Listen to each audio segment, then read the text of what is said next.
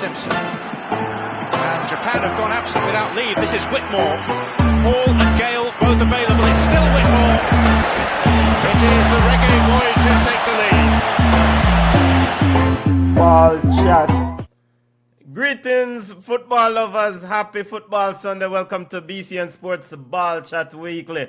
The football show, the only football show that review the week that was in the world of football. I am Benton along with the family. George, what go on, family? How you stay? Look like you sweat. No, we're good. We're good. This is a Christmas show, but I am not in the Christmas spirit. We have on display here. Big up to all the listeners and all the new subscribers. Big up, welcome to the Ball Chat Network. BCN Sports Network. We have up here Morgan Rogers, Golasso Jr. Which one of them you prefer, the first or the second one? Because two of them nasty against your team. I mean, also you can separate yourself and big up. The first one was a lot cleaner. Because the second one finished good, but defender could have done better. The first one, nah. Yeah, first one was out of this world. Morgan Rogers. Excellent youth. As a fan of England, I think that's somebody that you guys should be banking on if you want to win the World Cup. I don't know this fan of England thing. I'll play along with it sometime, but not at this moment. All right, let's get to the EPL roundup. We got EPL roundup. We have Jamaican football news, of course. Crocodile School, a.k.a. St. Elizabeth Technical. Big up on yourself. Congrats on winning the Doncaster Cup. Unbeaten run in the Doncaster Cup. Big up. As the coach said after the game, one crocodile. Yeah. We have Excelsior winning the Manning Cup. We'll discuss that in Jamaican Football Report. Kylian Mbappe tied Cristiano Ronaldo's total number of goals in a calendar year. Club record for Real Madrid. AFCON kicked off today, match 1. So quite a few things to discuss. And of course, if you have ballers and bugs, send them on. Junior, let's start off with the English Premier League. This is where, we're kicking it off today. Manchester United, only game on the docket today. Manchester United suffered a 2-1 defeat to Aston Villa. Junior, more importantly probably is the injury to Bruno Fernandes, as the coach discussed after the game. Your thoughts on the game itself and the fact that you could be missing Bruno Fernandes for a while? It's a good game. I mean, all things considered, Man U played a very good game. Aston Villa is deserving to be ahead of Manchester United, and it shows, right? It does show in the result today. They are a much better team. They could have won. They could have scored more goals, and Man U was fortunate to get the one goal that they got. They also had opportunities where they could have scored more goals. So, in the context of the conversation, that is important. Based on the recent run of form and where the upcoming games, and based on the status of the squad, Manchester United is trending down. Aston Villa is trending up, and they are looking to secure top 3. I don't think they are Man City and Arsenal level as yet, but they are definitely a force to be reckoned with, especially at home. So in that context, in a broader context, Aston Villa is miles ahead. In the context of one game, in a one-off, both teams competed well, both teams tried, and it was hard to separate the two teams. It really was hard if keeping it within the context of just this game. So with that, it made it a very good game to watch. That's it. But Aston Villa is deserving of where they are, for sure. Yeah, man, a lot better than the game that I did a watch along for yesterday. That we did a watch along for Aston Villa, Arsenal versus Everton. Oh my word, what a ball game! Boring. I tried to tell you. That was a pitiful watch. Aston Villa, I think Unai Emery started the season a bit cold, but somehow they have hit their strides. During the watch along today, I said that Unai Emery and Aston Villa have to find Morgan Rogers. I mean, he scored 2 goals. he's been in a rich vein of form for this team. And subsequently, I mean, once Manchester United allowed him the space, he's a player that can be very dangerous for Aston Villa and a linchpin to whatever they're trying to do, whatever they're trying to achieve, a key cornerstone to whatever they're trying to achieve this season, to keep this player still performing at this high level. I have been very impressed with his display this season and late into last season. Morgan Rogers, of course, 2 goals today. From the Manchester United perspective, young players on the field. You had Shea, I think it was Shea Lacey. Jack Wilshere's son also got into the game. So it's a cupboard beer with injuries, and Bruno Fernandes now also looking to be out for a while. Ugarte did well in that midfield. I thought Ugarte is a player who definitely can pass ball to save his life. But when it comes to breaking up play and disrupting the opponent's attack, it's a huge part of what they wanted. And I was very impressed with Ugarte. So, but I didn't have Man United winning the game, and so the result kind of turned out that way. I mean, based on the run of form. Right. And it's Jack Fletcher. Yeah, Wilshere, Darren Fletcher Pitney.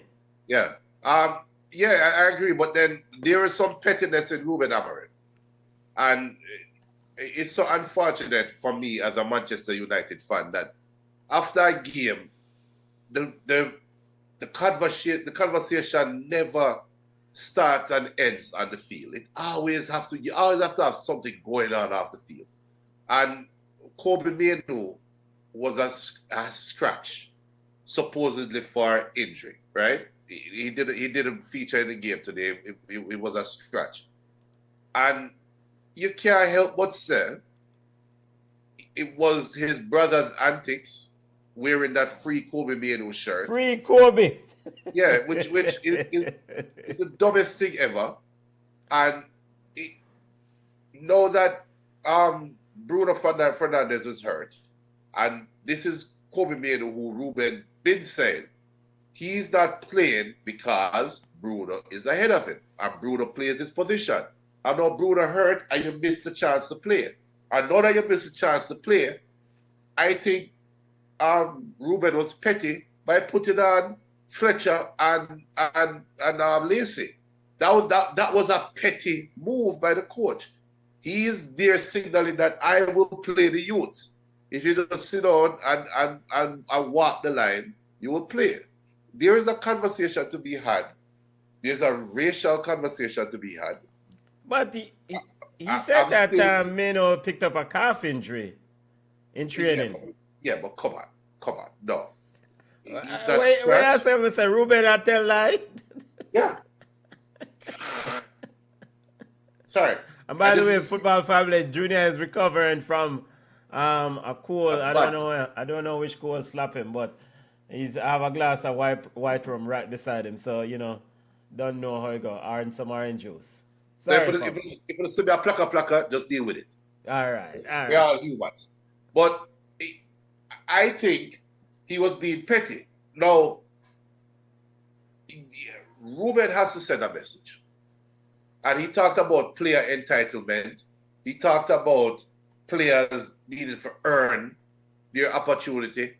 Now, Kobe is a slightly different case because of the year that he had last year coming in. But at the end of the day, the current coach don't rate him. So you can't come now and carry on, even though publicly Kobe is not doing that. The rhetoric around Amorim and Kobe is Amorim fight Kobe. And Ruben is reacting to that rhetoric. And I think he ultimately reacted today by playing the two youngsters. Okay. In a game that clearly Kobe Mainoo is needed. And clearly Kobe Mainoo is needed for Friday. And I think that's a telltale sign. I'm telling you right now, I don't think he's playing Friday. Big up BM. BM said greetings, ball chat. Big up family. Bless up. Remember to smash the like button, tell a friend. Big up to all the new subscribers over on Facebook. Boy, people are running on Facebook. Quite a few people from the continent jumping on. Big up. But, Man United, like you say, is always something else. And I think this is just part and parcel when you're not getting the results as the fan base, the coaches, and all those involved want, right? And so I think that kind of winning, we always say winning cures all. If you win football games, that nice go out the back. I'm sorry. I'm approaching it from a different angle. Mm-hmm. You realize, in my opinion, of all the teams in the world, we always hear from Manchester United players for the last couple of years. Yeah, they always have something to say. In fact, even the young players, because the two young players posted stats this week after Ruben said something about the stats of the young players. They need some development or need some improvement, something to that effect. And these two players, I don't remember their names, posted their performance, their stats, and then subsequently had to delete the post. Yeah, Harry Amas and can't remember who else. Yes, But so, the thing is, that culture needs to be wiped out of Manchester United. You have some players when never do nothing yet in life, and them have the most talk. You're not. but all right, playing devil's advocate here, I just been curious. Should the coach be burning a fire upon your own players publicly, especially the youth them? Yes, and the reason why is you have to set a marker now. And the thing I love about it, like today is a football show, and look, we're talking so much about this bug side, and I'm a Manchester United fan. I'm tired of talking about them. Yeah, but the bug side, unfortunately, plays football. But that's the problem. You have players out there that don't work crap, and them talking more than what they're doing on the field. You're not world beaters. You're not. Nobody is knocking down. I'm sorry, people. News flash, and the Jeremy and them who can forward at me and throw the big stone at me. And big up Tony Henry. Tony Henry, big up yourself. So the youth haven't played. Maybe in training, Manu isn't doing enough. That's a possibility. But no, I want to echo that statement regarding Haven, Aiden Haven. What, 18 years old? Something like that, or 19. Yeah, I thought he was outstanding. Either 18 or 19 years old. Outstanding in that ball game. But I'm going to make a comment. And I tell you, there's a racial element to this conversation. If you notice, the black players at Manchester United are very boisterous. But I thought Nacho Cheese was boisterous when he was there. His brother used to be very... Yeah, but you see that? All right, Nacho Cheese is one. Or maybe I should say the academy players at Manchester United. Maybe it's the academy players. And it started with Jesse Lingard. Okay. Maybe. All the way back to Jesse Lingard, he will come out and retort and rebut. Then you have Sancho, you have Rashford, you have Nacho Cheese. No, even though in Manu's defense, he is not saying anything. But last week, Ruben said, he has not come to my office. He has not knocked on the door. I have nothing against Manu. If we have a problem about this, so to come talk to me. And that is telling. That is telling. And if he's lying, somebody need to come out. And I think he's not lying. If he was lying, somebody will come out. Sources are saying that Ruben Amorim might not be recollecting what really happened with Manu properly, which we know Manu leaked that. We're not even hearing sources saying, we're not hearing players saying this is not fair. So there is some accuracy there. These players are too entitled, and just because of a Manchester United. Yo, you never see a Manchester United trophy. Stop going like you can be Ryan Giggs and Beckham. You want to know where near that. Let's stop with the foolishness, man. Don't talk about it. You know what? I can't recall the big coaches throwing the players under the bus. The generals not the business. Name one general. The Pep Guardiola. Pep Guardiola throw his captain under the bus in Kyle Walker and have a turnaround and depend on him the next week. But not as maybe I should correct the statement. I cannot recall a big coach throwing Pitney under the bus outside of Jose Mourinho.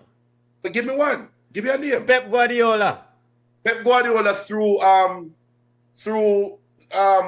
Sancho under the bus when he running with that man.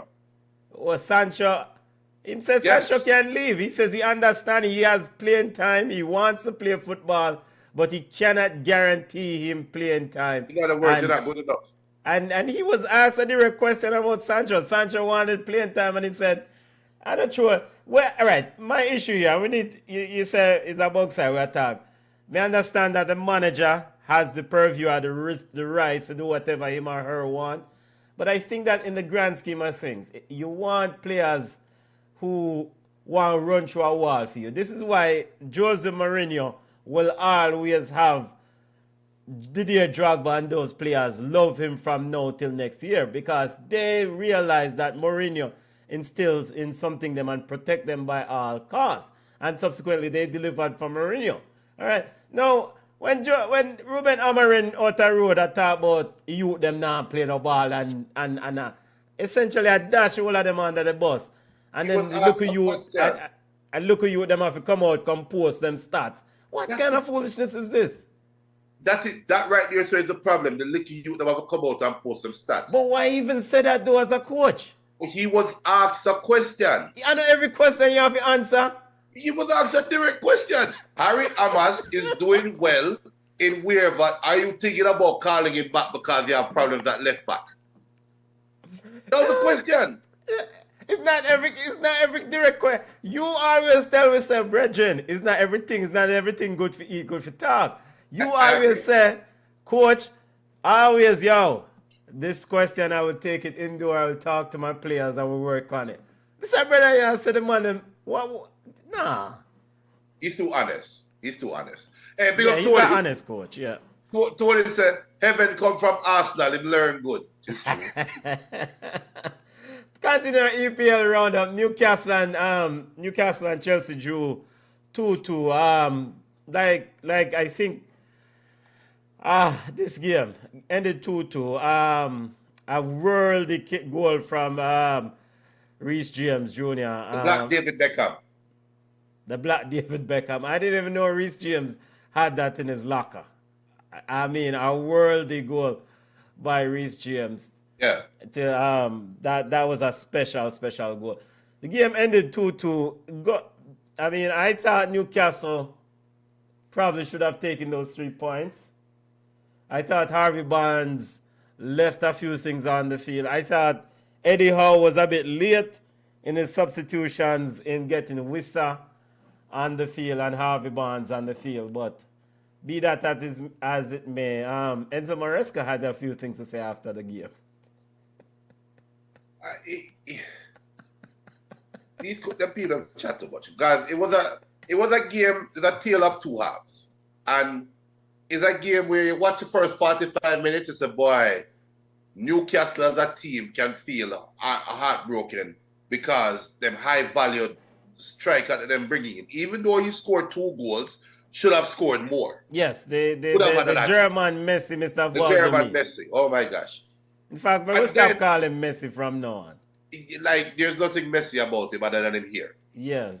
And then you have Chelsea fans that will look back now and say, based on the second half, they can feel undone. They should have taken all 3 points because they came back and dominated the game in the second half. And at the end of the day, it was as even. I think it was the right score. It was a very good. I should have said, actually, it's a very good game. Yeah, man, it was probably the game of the weekend. Probably the game of the weekend, in my opinion. Yeah. Both teams left it on the park. I mean, both teams played well. I mean, the first half, I thought Newcastle dominated, but like you said, the second half, Chelsea came back and I mean, left a few goals after. Yeah, I mean, but then also Newcastle could have scored a few goals. Yeah. Yeah. You know what, bug of the week to and there should have been a penalty. You have to talk about a penalty. Which one? At Chalaba, when them kicked on number 10 in the box. I cannot recall that penalty. Oh wow. I cannot recall. Which number 10? I know, because I distinctly remember Harvey Barnes throwing him. Oh, the grab. It was the grab up. The Reece James grab up you're talking about? Not the grab. Okay. The grab The grab is one that should have been called as well. But I think the Garden, the Garden one when Garden broke away at the right side of the 18 and Chalaba came across hard and did the shoulder barge. But he didn't try to play the ball. Yeah. Cut down Garden. If that was anywhere else on the field, it's a foul. Okay. The shoulder. All right. Enough people who play a ball game would have said, a ball game is big man ball game. And this Chalba is a big man. God is a pitney. He need to eat some more cornmeal porridge and firm up himself on the ball. But Tony is saying the same thing. Tony is saying his team are two halves. I'm saying anyhow vexed about the non-penalties. So Tony, how you feel? Should that have been a penalty? Because I thought, Chalba definitely did not play the ball. He just barged into him. But again, we have seen in football a lot of times where the man say, a big man thinks this, you need to firm up yourself on the ball and don't make the man bounce you off a ball like a punk. I agree. But he was sending, that's one of them, I ever send a message tackle. Yes. But then you're sending a message in the 18-yard box and risking a penalty, which is just dumb. And if the ref had called penalty, I don't think VAR would have overturned. Yeah, this is true. I will say bug of the week to Harvey Barnes, and I have to get this off of my chest. If you give me 1 minute or 30 seconds, I won't even need a minute. I am sick and tired of players, and I saw this with Harvey Barnes in this game. Players who break away in an advantageous position, have an opportunity for either take a shot or put in a teammate with a golden opportunity, and subsequently said player decides to throw himself to the ground to try to get a penalty call. Yeah. Harvey Barnes did that yesterday, and I want to run through the TV and kick him in the body. He was in an advantageous position. I don't understand this generation of players, and I've seen it time and time again. Generation of players that rather try to simulate and get a penalty than continue to pursue and get a goal when you're in a strong position. I don't understand it. I absolutely don't understand it. And the sad part is you cannot judge. You cannot judge strength. And we're talking about the Reece James pull. To be fair, Reece James did pull it. To be fair. And I think Harvey Barnes, which happens, it happens sometime. And I had a coach, a Florida high school there, had a coach that talked to us about joints and how you can off-put the person when you're doing a shoulder barge, where you don't have to put all your strength on the player. You just have to target certain joints and make it twist and go the other way. The player is going to go down. And I think that pull that he had is a similar thing. But I agree with you. If he wanted to score, and the commentators will say, if he was in fine form, he would figure out a way to stay on his feet or whatever. But I agree with you. He's new age baller. Stay on your feet. He obviously got pulled. Yes, he got pulled. He definitely got pulled by Reece, yes. So let the referee call advantage and know that you have the foul in the bag, but try to sneak a goal. Yeah. But even prior to that is the one in the 18 me I talk about. I think it was Chalba again, another Chelsea defender, and the defender came went over to him. And one of the things that you can directly, if I play defense against any one of these attackers right now, me just a fake tackle him in a box and make him throw himself a ground. And then tell him to get up and tell him about him clot. That exactly what happened. I blame this for Neymar, I absolutely put this at the feet of Neymar in general. Because this diving thing is getting way out of hand. Bug of the week to Harvey Barnes. Be tired of him, man. Tired of him. Big up Kofi Powell. Listen what Tony just said. Don't blame the players for going down. The coaches can stop it, but we'll stand up first. I blame them for going down because, to me, at the end of the day, it has compromised the integrity of the sport. One thing about football, every man are just a sport like anything else. You play basketball, you play whatever. We are competitors, right? And once the thing done, you shake a man and say, yo, good game, boss. definitely mad respect. But when a man sit down here try do some fishery, I try fake a dive, forget a part, and a man sitting that, and some look a punk sitting that. Move from here so with that. That is my perception of it. And I've played against players who would throw themselves to the ground. I mean, I say, Bridget, the man not touch you. If you want to dive or go at theater. Me at your word after. Yes. But I am just an old school ball. Me just an old school. And Harvey Barnes yesterday was in a strong position inside the box.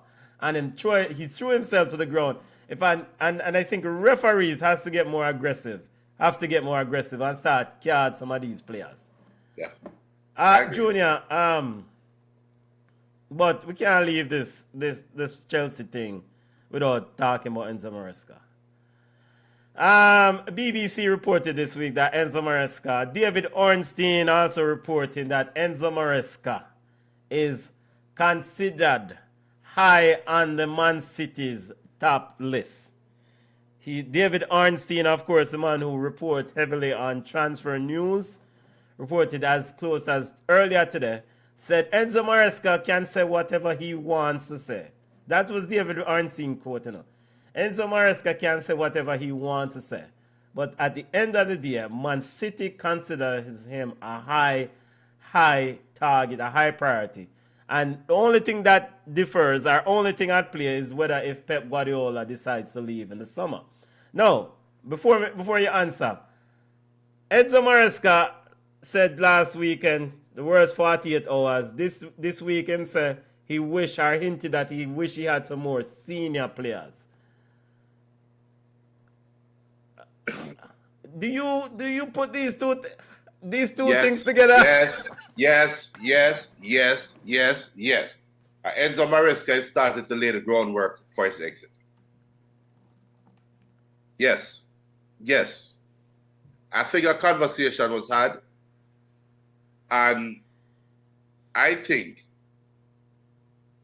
all right, if I am Enzo Maresca, and I have Chelsea, who is a budding young team right now, locked in for Champions League spot, right? And you can challenge for top 3 easily. Versus acquiring Man City, who is also a young team. Man City is not the old side. And both teams seemingly have access to transfer budget. And they have capital. The most important thing is both teams have capital that they can offload and turn it and parlay into another player. So the best of both worlds is there. And if I am a coach and I have the opportunity to stay at one, I will pick another one. I am weighing up the pressure that comes with both. I am weighing up the status of both squads, what I would need, how can I get it. I am weighing up all of those. And when Maresca came out and talked about the support thing, which was weird at the time, I think probably out of respect, and I have no proof of this, but I think out of respect, Maresca went to the Chelsea brass and said, look, a little birdie whispered in my ear, said, Etienne might have an opening, So, what we going to do? And probably Bowley look for him and say, brother, if you want to go on, in the business, you want to go on.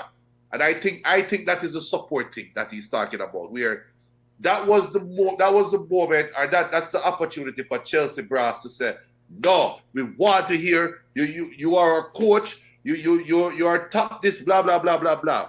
And he didn't get the cuddling that he wanted. That's my. I get the commitment because he's pretty much saying that he needs some senior players.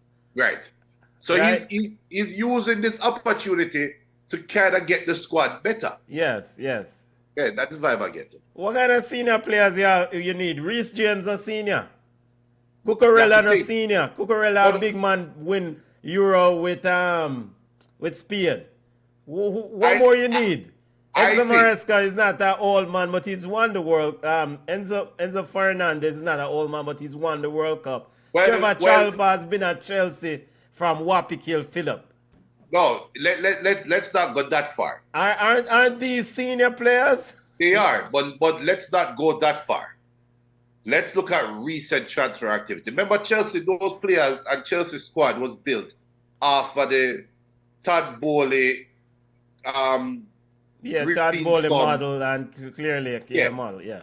So recent transfer activity is more what Chelsea's transfer activity is going to look like. And if I am Maresca, let me start by saying I have no issues with Garnacho. None. No personal issues with Garnacho. But if I am Enzo Maresca, I'm going to sit there and say, we're bringing in a baller. Semenyo is out there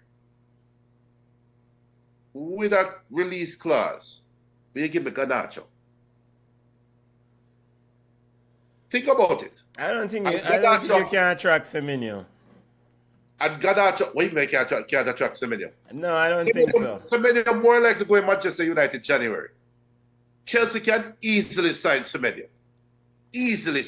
Could have easily signed Semenyo. Well, maybe I should take that back. Sorry, Chelsea fans. My but apologies. But what I'm saying though is, looking at recent transfer activity, you bring in Garnacho when there are better players out there.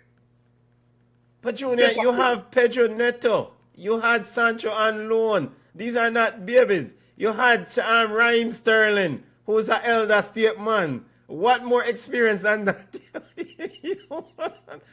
This is the same manager who said, I don't care about these other 42. I have my 23. And now, some of those 42 were the elder statesmen. And now we must say, boy, I want some old men. No, what? Make up your mind. Ballers. He wants seasoned ballers. You call him some seasoned man name, but them on a baller. Brethren, you had Raheem Sterling. Oh, Benton, come on, man. Stop it, man. Stop it. Stop. Don't bring up Raheem Sterling. That's disrespectful now. David Arnstead speaking to, just to kind of get the direct quote, bit of Chelsea news on Yahoo Sports says, quote, he doubled down on his position. Of course, Maresca dismisses City's link as a speculation. Enzo, David Arnstein says, quote, Enzo Maresca is thought of very highly by Man City hierarchy. It remains a big if for now if Chelsea leaves and if Pep Guardiola leaves in the summer. So, of course, he was part of Pep Guardiola's staff. When Man City play Chelsea, two of them hug up and Miguel attack, have long conversation. So, we don't know how that goes. We don't know how that goes. You can also get Arteta. Hey, I guess Pep is not interested in Arteta. You can also get Javi Hernandez. No, I think Pep sent out the disciples and he's looking at which one to replace him over City. Arteta. Speaking of Arteta and Arsenal, they defeated Everton 1-0. 2 games in a row Arsenal won. Last week against Wolverhampton. This week against Everton. I think it was Donald. Big up to Donald. I want to echo Donald's sentiment and statement. Donald said, if you're a team that is trying to win the Premier League, Arsenal don't look like a side anybody should be afraid of. Or dangerous team or something to that effect. That is all rhetoric. That's all rhetoric. That's one way to look at it. But is it a situation where Arsenal is going through a rough patch? No. And they're just trying to win games? Because the offense is not clicking like it's supposed to, bro. Last week, Wolves scored all the goals in the 2-1 victory for Arsenal. And this week, it was a handball, volleyball from O'Brien that led to a penalty for Gyökeres. And that's where we big up Herald. Look, Herald is the bug of the week is Newcastle baller. Newcastle and the baller is Gunners. Look, there's a rhetoric every year. Like Arsenal, the only way Arsenal is going to live down the Netflix comment is by winning the championship. So every year is almost like waiting for that elephant on the branch. Just break and say, oh, there we go. Groundhog Day. We knew it was coming. Arsenal falling off. Pep Guardiola is now going to take over and win the championship, and we're back to normal, right? That's all rhetoric. this year feels different.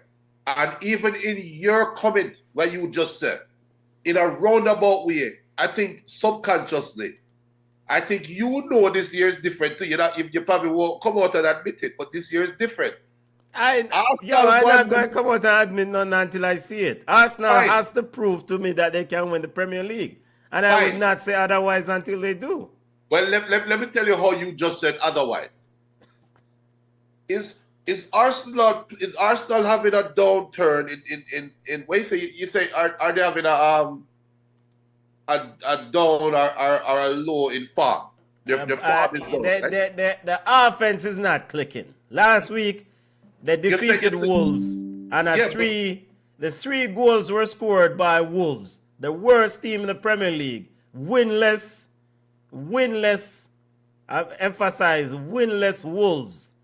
They defeated Wolves last week 2-1, and all 3 goals were scored by the winless Wolves. Okay. And this week, Gyökeres got a penalty after O'Brien handled the ball. This is with an Everton team that's missing key pieces that went on to AFCON. Okay. Like Ndia. That's and Dewsbury Hall was out. That's cool. But let me show you where you're wrong. Yep. Last year, Arsenal wouldn't win these games. They wouldn't. This would have been the start of the skin. Yeah. The fact that Arsenal still won the game and you recognize that Arsenal is not playing up to their best, but they are still winning, that is telling you that this is a different Arsenal. I don't know what it's going to turn out to be, because as good as Man City is playing, this is the same Man City that early in the year we were saying, yo, if Haaland don't score, we don't know what City going to do. That Haaland will show up again. I think City's big wrench, the monkey wrench, is what happens with their Ballon d'Or winner. If they can get Rodri back to full form, then City will be able to win the games that Arsenal are winning now when Haaland is not scoring. And that's the difference between City and Arsenal right now. Arsenal is finding ways to win. And I'm not setting up Arsenal. I'm not setting them up and saying, well, set them up for a fall. I truly believe in Arsenal this year. And I think City will either have to find a baller in January, Rodri will have to come back in top form to take over Arsenal. But this Arsenal team, this team just seemed destined to win the Premier League.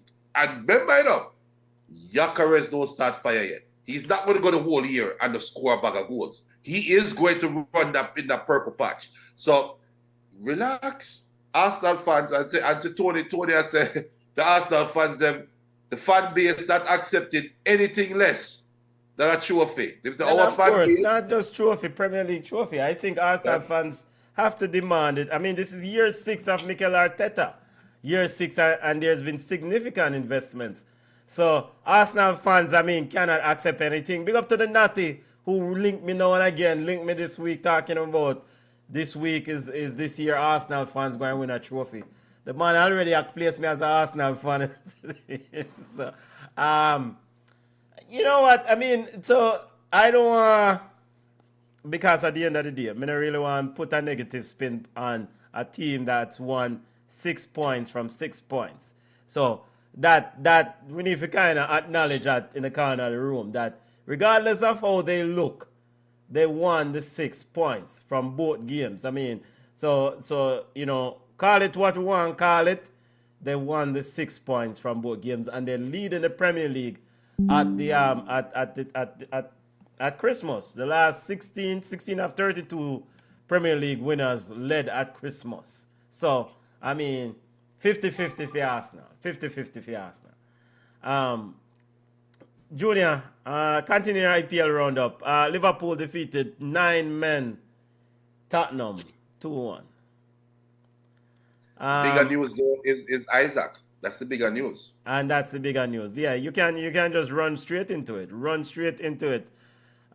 This Alexander Isak injury. It looked like he might be out for a while. Yeah, they say they're thinking it's a broken leg. What a man, Salt. Yeah. What did Newcastle people them up behind him? What? No. What? You see, this is the thing now with fine-tuned athletes. And Gyökeres kind of did it as well in somewhat, but Gyökeres was training heavily.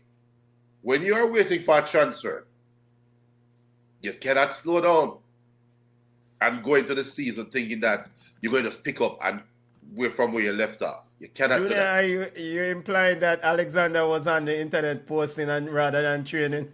He was.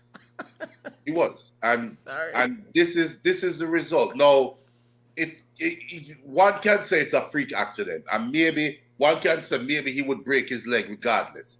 While that is a possibility, there is some correlation to him not being in their preseason, and he can't find the footing, pun intended. So his foot gone from underneath him now, officially. You cannot draw these kind of sagas. You just can't. You just can't. And it's unfortunate. Now, where does this leave Liverpool? I think, in a weird kind of way, it helps Liverpool. Because you had one cancer in Mohamed. Maybe I shouldn't call him cancer, but you had one issue in Mohamed Salah that took care of itself. You have the other issue in Alexander Isaac in can we get him going to validate the price tag? No, you don't have to worry about any of those things. And Etiquette, like you always said, is producing better anyway. So is that going to sit down? So Liverpool now only have one last problem to worry about. It's Florian Wirtz. How do we get Florian Wirtz going? And now they can focus on that in a roundabout weird kind of way or a morbid kind of way. But get well soon, Alexander, and let this be a message to the players them out there. Don't take this off-season thing for granted. Don't do it. Big up. Good luck to Alexander. You know, definitely a baller. You to me have in high regards. You know, general and in his own right. So get better soon. Get better soon. I think from a Liverpool perspective, you know, they have enough firepower. I think and I said this at the beginning of the Alexander Isak transfer and subsequent landing Alexander Isak. I felt like Ekitike should have started and continued to start and continue to play most of the minutes in this football team down the middle. Yeah. He's been outstanding when he started the transfer. Then there was a disruption with all the saga and passa. Of course, he himself got a second yellow and did time on the bench. So now he'll get a good run. Of course, you still have Cody Gakpo there. So I think Liverpool will be fine offensively. The other issues with Liverpool remains, and that is up to Slot to fix it, because Liverpool fans, I will say, probably were nervous yesterday in that game against Tottenham. Late in that game, 9 men Tottenham with Richarlison at the key was putting pressure on Liverpool. Liverpool couldn't manage and see out that game in peace. And I thought, what's going on with this side? Yeah, there is a synergy problem. I don't know if it's synergy. I don't know if it's balance. I don't know if it's equilibrium. It's synonymous, but there is something going on. Apples to apples are not matching for Liverpool, and I think there is a tug of war going on between we used to do this way versus I am the new coach. We need to approach it this way, and that little bit of miscommunication or misunderstanding, that split second of indecision, is what opens the space for these teams to take advantage. That is my low-hanging fruit pull. It could also just be the Liverpool player them just suffer from fat cat syndrome and Slot need for refresh the squad. It could just be that.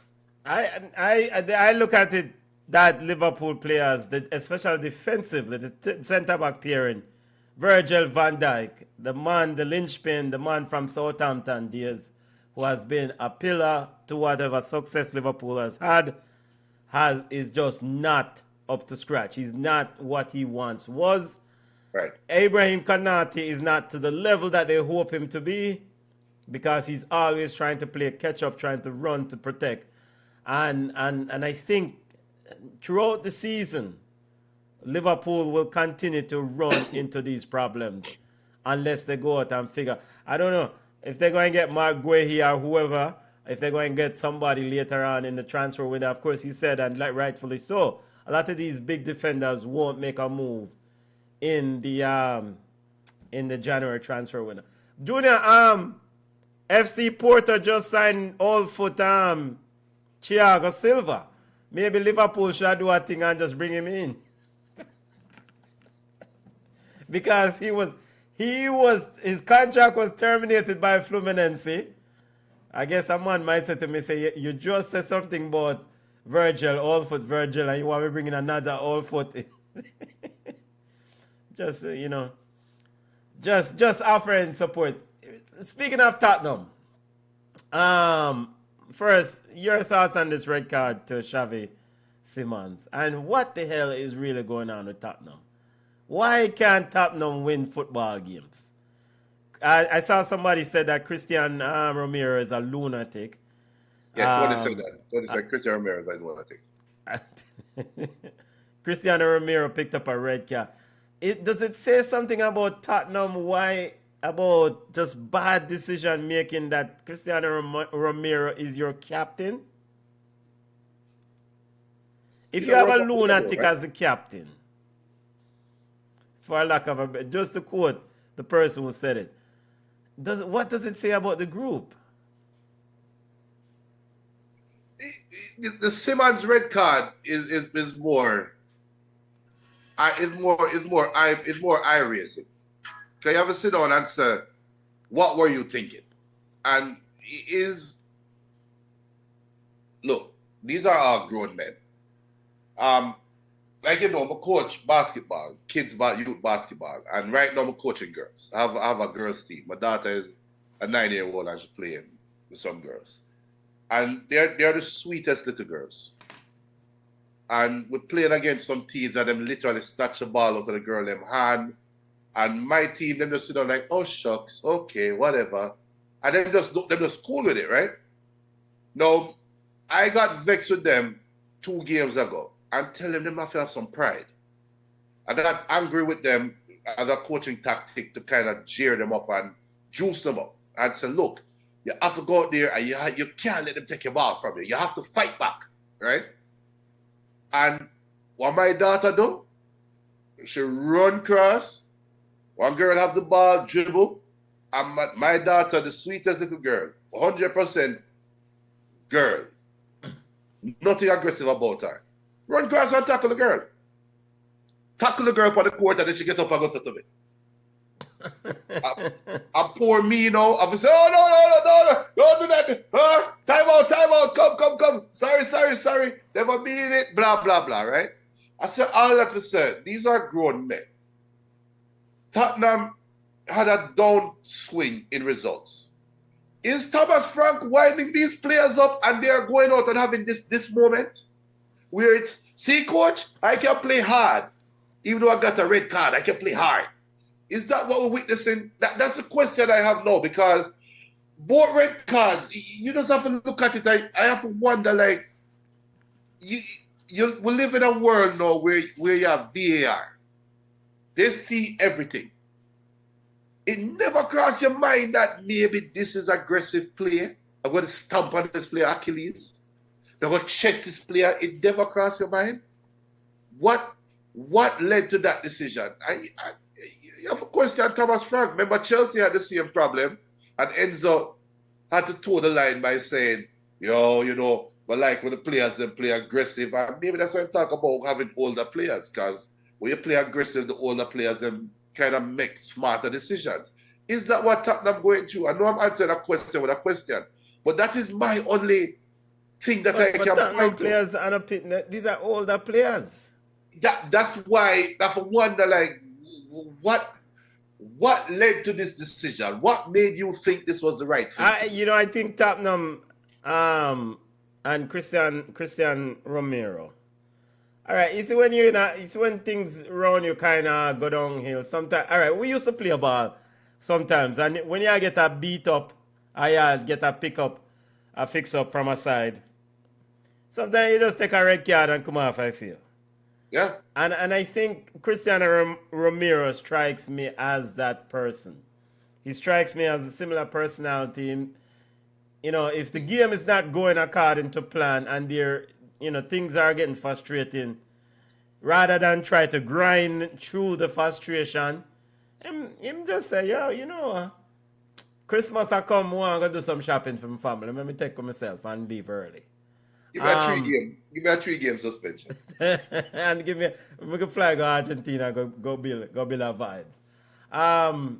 But you asked us here a legit question. I mean, from a Thomas Frank perspective, is it a struggle managing the group? Is it his problem where he has to kind of, because I think this is a talented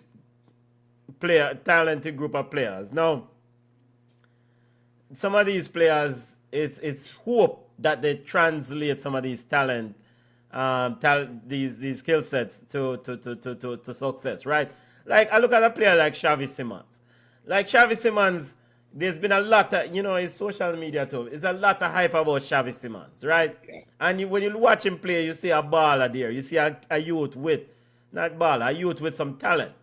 And a youth with the ability to make play. But then you look at, like I saw Xavi Simons yesterday making short passes, uncontested. And if I am the coach of that team, I run pan field and lick him in the head. Because I say, yo, when a player short passes like that, that level of nonchalance, mean you not take the game seriously. You're not, that competitive edge is not there. And I think that is something is going on with this Tottenham outfit. Yeah. And it's, they lose Papa Sarr. Mohamed Kudus is another player which I don't know. I don't know what to make it head or tail. Mohamed Kudus can do 15 things right, and then when the final thing forget the ball in, him do the final thing wrong. Yeah. So I don't know. I don't know what to make at Tottenham. So good luck to the Gunners. I mean, Bissouma is after the AFCON, even though he hasn't really been part of the plans. They have a roster problem, and the value in the roster, they can't turn them over, and the coach don't draw some line. And you have been a star. I'm not going to say believer or advocate, but Bissouma, if you're a baller and you played some ball last year, there's value that you could bring to the team when they're not playing well, and that's true. But then no. These players now, you have to sit down and hope them have a great AFCON, top up them value, and when they come back January, see baller there, not come back January, but during the January transfer window, see baller there. See baller play some baller. You want to somebody. But like Bissouma, is my baller, but you cannot have these self-inflicted foolishness. Like, you are not playing and you still have commitments in this group. Don't turn up late to these commitments. And he has a tardiness problem. It must be a yard man. And the coach say, yo, Bridget, you can't in on my side if you constantly show up late. I mean, I say, what is going on? You don't have isn't this your livelihood? I wish hot girl there in your yard with that you don't want to leave. Yo, there's only black players doing this. Anyway, Tony says Spurs need to learn the press the press as a team. Yep. And then you have the brother who missed the penalty, the goal against Argentina. If it's Kolo Muani. Yeah. I mean, if he scored that goal, he would not deal with Messi people right now. No pun intended. But Kolo Muani will never live down that goal, that missed opportunity. And I think every time I watch him play and him get that goal scoring opportunity, I relive that goal where he missed against with Emi Martinez saving the World Cup. It's just... You can't trust him. Can't trust him. All right, Bournemouth 1-1 with Burnley. Brighton 0-0 at Sunderland. Man City 3-0 over West Ham. Brentford 2-0 over Wolverhampton. And of course, Leeds 4-1 over Crystal Palace. Other results that stood out to you, this Leeds 4-1 over Crystal Palace is a bit of a surprise. Not really, because Crystal Palace, they've been teetering on this collapse pedestal for a while, and maybe this is it. They're a team that have been gutted, and you have players lost to injury. So I think it was coming for Leeds, because Leeds have been playing fairly well compared to where they are in the standings. They don't deserve to be where they are. So I don't find it that surprising. That's surprising. BCN Sports Ball Chat Weekly, wrapping up the week that was, recapping the week that was the world of football. Smash the like button, subscribe to the channel wherever you're watching us. Big up to all the subscribers. Big up family. Junior, taking a look at the EPL table. Arsenal is at the summit at Christmas, on top at Christmas, 39 points. Man City 37, Aston Villa 36, Chelsea 29, round out the top four. If Manchester United had won that game today, they would have leapfrogged into the top four. But every week we say that's a whole nother story. And then at the bottom, in the bottom three, the last place, Wolverhampton on 2 points, Burnley on 11, and West Ham on 13 points. Round wraps up tomorrow with Forest versus Fulham. One more game left to play tomorrow. Your thoughts on the table, family? Aston Villa, that needs to be studied. And they're entering into the first, and I think their schedule kind of round out favorable for them, because it could have been a little bit more unkind, where they could have been playing a little tougher schedule this part of the season, which is the Christmas crunch. But Aston Villa, we started the year, when we sat down, we were on this show, and we were like, what is Unai Emery doing? What is Aston Villa brass doing? They're getting rid of all them players. They're not bringing in anybody. I even said maybe Unai Emery have a deal with the owners that if we can stay up this year, then he can turn it around and just even trust him. And we were talking about that. And look at Aston Villa now. Yeah, I actually thought them should, probably make a move and evaluate them options, because I've been on record saying that. And look at Unai Emery says, you don't know ball. Shut the hell up. And you know what? I take it back. The schedule is unkind to Aston Villa. It's not unkind. It's a tough schedule. I'm looking at it right now. It's a wicked piece of schedule.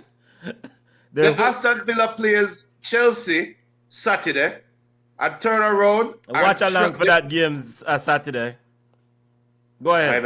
I try to reach back in time. But Chelsea Saturday, and then the following Tuesday, Arsenal away. Both games away. Then the host at Nottingham Forest. They get a little bit easier. Crystal Palace, Tottenham, Everton. But that Christmas stretch, if Aston Villa come out January 1st, going into that Nottingham Forest game, if they are still in the top three, they deserve it. And we remember, was it last year or year before, Aston Villa was the thorn in Arsenal's title run, right? They went to the Emirates and took a point in that famous game. So, this is a big game. Big games. Two big games. Chelsea and Arsenal on the road for Aston Villa. Must watch TV. Tony said, is Wolves the worst Premier team ever? Is Aston Villa a title challenge? Is Aston Villa in the title challenge, and is Wolves the worst Premier team ever? If Wolves continue the way they're going, they are the worst Premier team ever. I thought Southampton, was it last year? Southampton was worse. Go ahead, Julian. No. I'm trying to think about Southampton and this is a team that I watch closely. Yeah, but it's like picking. And the reason why I said that Southampton, last year Southampton is worse relative to this year's Wolves. Though Wolves have not secured a victory, they have been very close, and they have been in games, both at home and on the road. Yeah. and call it salt, call it lack of depth, call it lack of ballers. Because even Arsenal beat them last week 2-1. I mean, there is no way that Wolves should have given up that goal late. It was our own goal. I mean, this brother had the ball and I won goal. So you have these growing pain with Wolves, and they are very competitive in football games as opposed to Southampton last year, who was just a straight bug side from day one. Yeah. Yeah. Or was it last year? So based on current run, I agree. If they start downing tools, then they're going to give Southampton a run for their money for the worst. Yeah. But I agree with you. Now, if Aston Villa come out January 1st in the top 3, they are in the title race. Yeah. They are in the title race.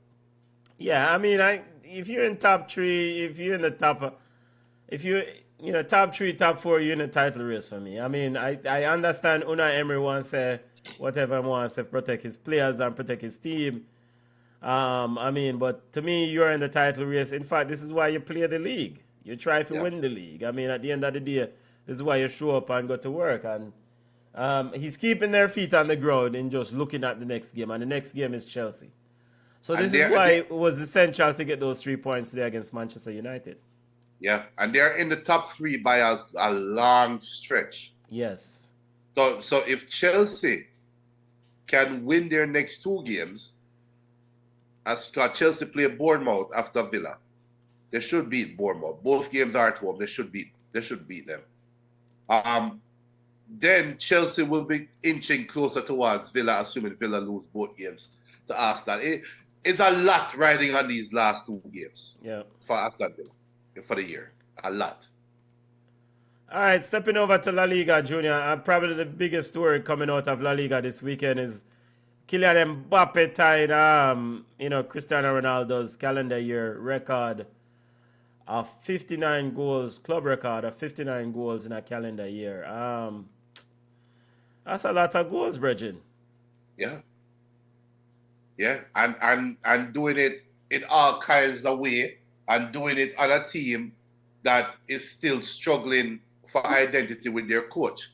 So you'll have to know, so what if they get better? What if the team get better? Mbappe will only benefit from that, right? So, Mbappe have no equal in the world. And when we talk about that Wednesday gone, where it's kind of unfair to him because I think people look at him like he's an alien and just accept him for who he is without really putting him in the high regard, which is unfair.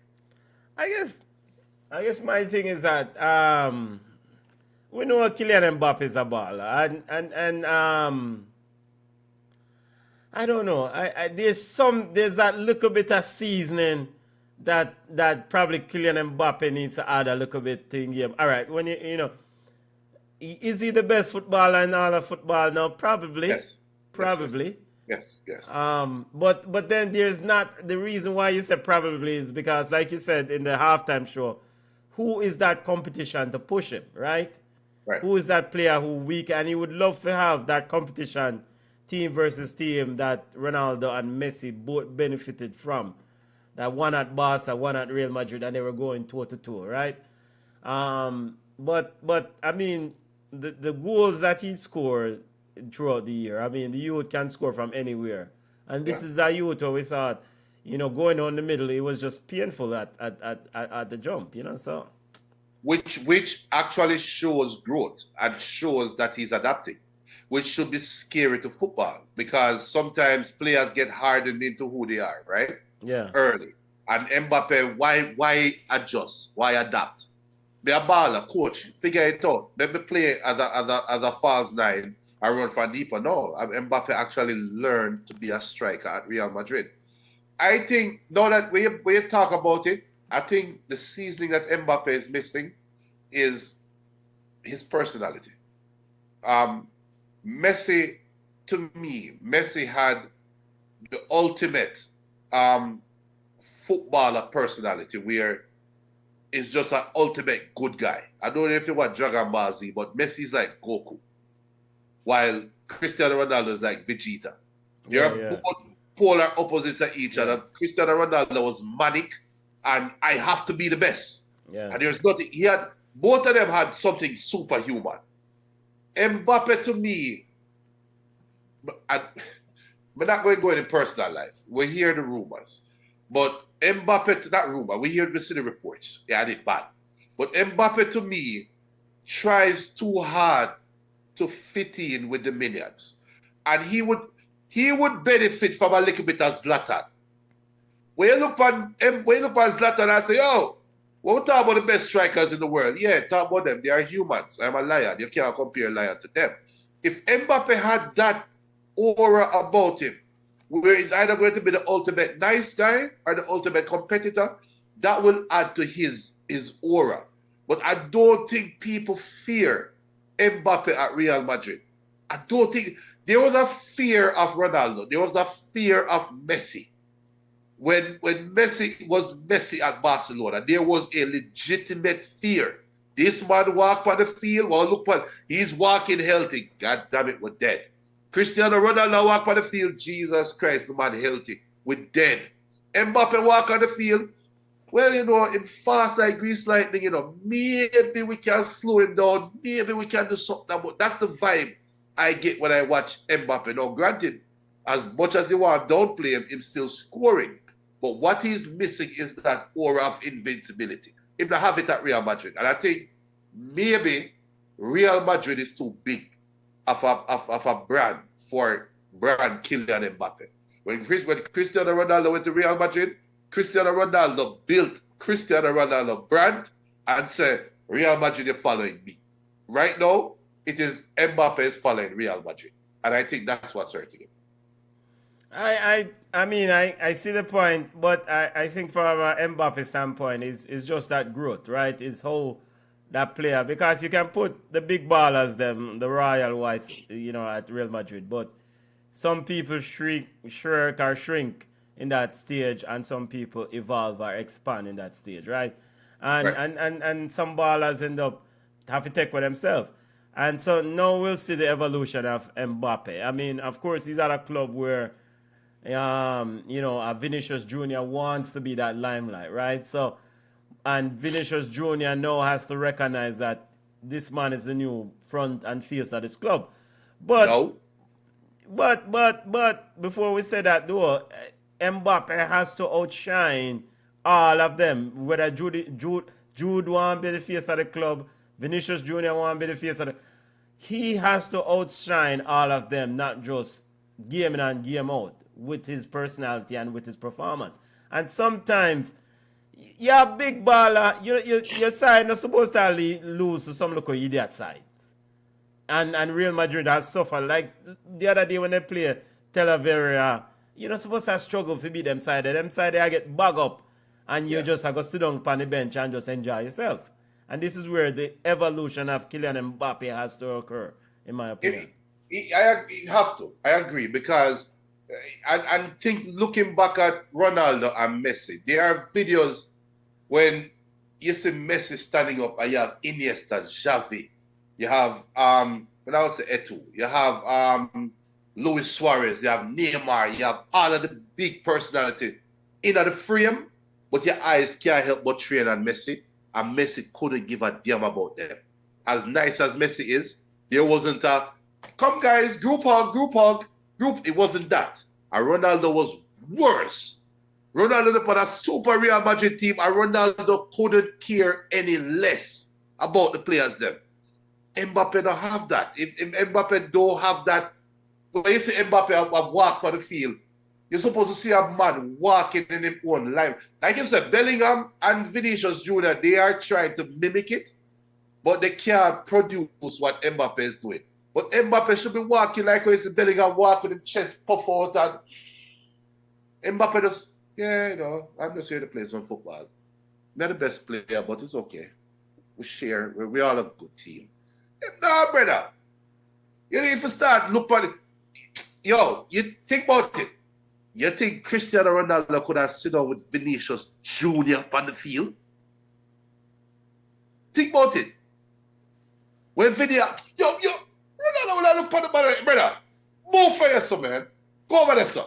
You're crazy. Come on. Yeah, but I don't think Mbappe has to I understand there's only one Cristiano Ronaldo. I just saw them move, saw Cristiano Ronaldo operate. And that really thrive and really enhance his game and his brand, like you said. I just think for Mbappe, just when you walk on the field, you don't have to walk with your head chest out, but when you walk on the field and deliver, Real Madrid supposed to separate from them like a bug teams. And you need to be the cornerstone of that separation. Right. And when you play the El Clasico, you need to dominate Barcelona. And when you dominate Barcelona, I'll score a hat-trick or set up a hat-trick and just tie with them, then your name start transcend into limelight over Real Madrid and over the entire place. And then when you go World Cup for France, you just butter bruise people and win the World Cup and say, yo. And I think his personality will fit. They will build them promo around him then with the personality. But, it's this evolution of the player. It's like you go from the goal scorer now to being not just a goal scorer, a facilitator, and ultimately a leader of a winning group. He did that that was him at the last World Cup. Yeah, well, but he didn't win it. I came close. Now, if he pulled it off, if he pulled it off, it would have been absolutely no walk over Real Madrid with a certain level of aura. Talk to the brother at Tottenham right now about that. Wait, how weird it is that Mbappe has a World Cup trophy in his locker, and he's looking. It feels like he's standing toe to toe with some little bug baller, some little hype baller. Come on, man. Yeah, man. But that is something that Mbappe has to evolve into. I mean, let's see if he grows into it.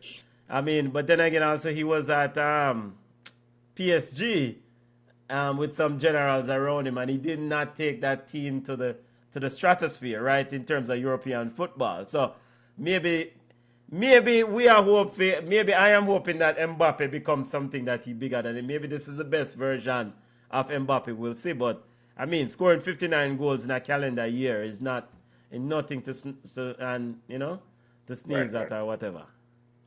By the way, King just out. Yo, thank you for telling me, Junior. La Liga standing family. The results. Of course, Football Club Barcelona defeated Villarreal 2-0. La Liga standing before we step over to AFCON and then take a look at Yard Ballers.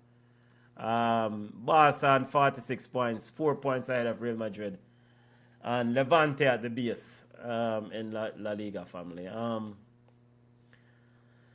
La Liga is La Liga. Lamine Yamal scored a goal today, which is good for Football Club Barcelona. I like to see, Real Betis and Celta continue to push. They're doing well in the season. Atletico Madrid, I don't know which Atletico Madrid is going to show up. They won today against Girona. I would love to see Atletico Madrid and Diego Simeone win the Champions League more than this pursuit of La Liga. I think this team needs a Champions League, and I think that is where their focus is. But granted, sometimes the results don't work their way, Yeah. All right, AFCON, before we step over to Yard Ballers report, family, AFCON kicked off today. I think the most notable news coming out of the AFCON, Junior, was something that you've been clamoring for.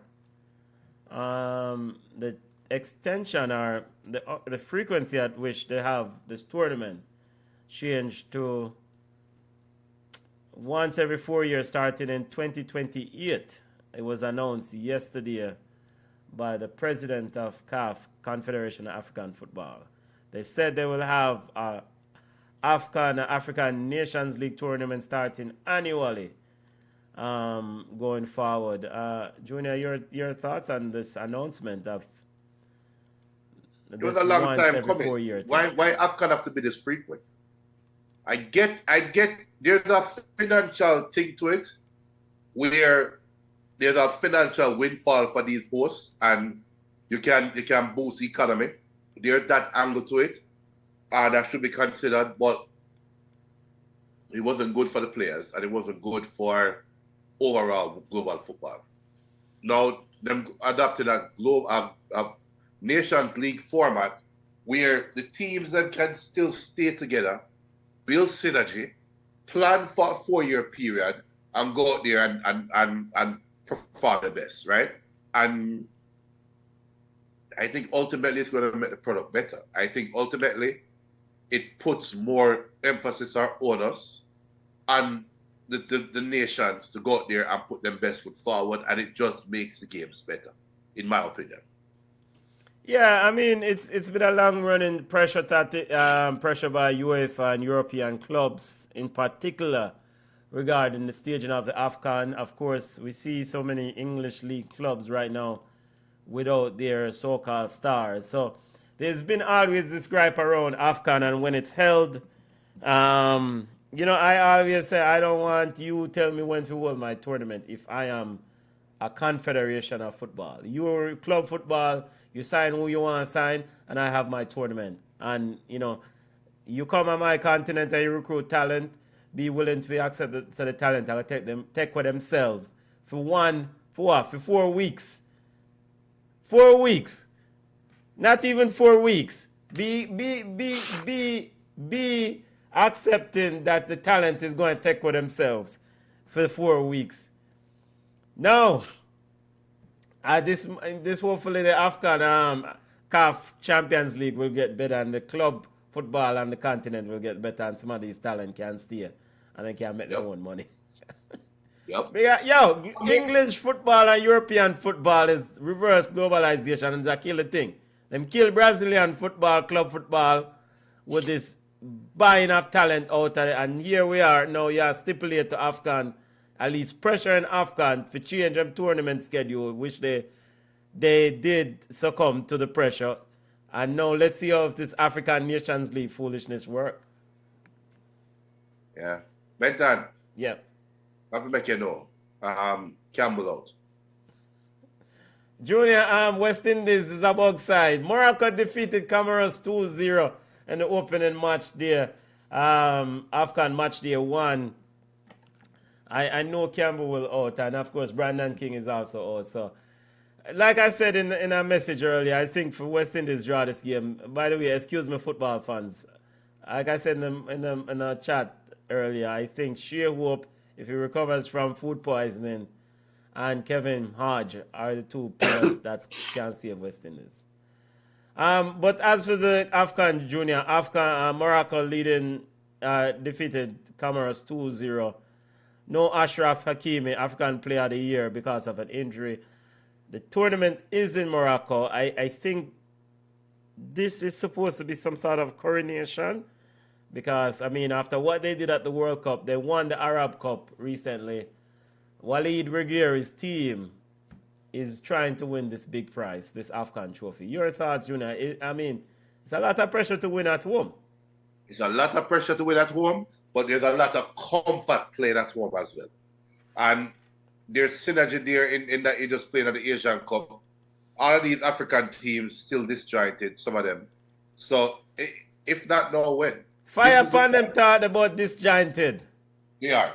You saw what DR Congo did, right?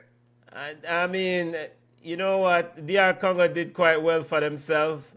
You saw what DR Congo did for their team picture, right? We saw what DR Congo did for themselves and position themselves quite nicely to make it to the FIFA World Cup in 2026. We saw what Cameroon did, right? Yeah, and what Etu continued to do, right? I don't know. I didn't see that. Nigeria is still being Nigeria, right?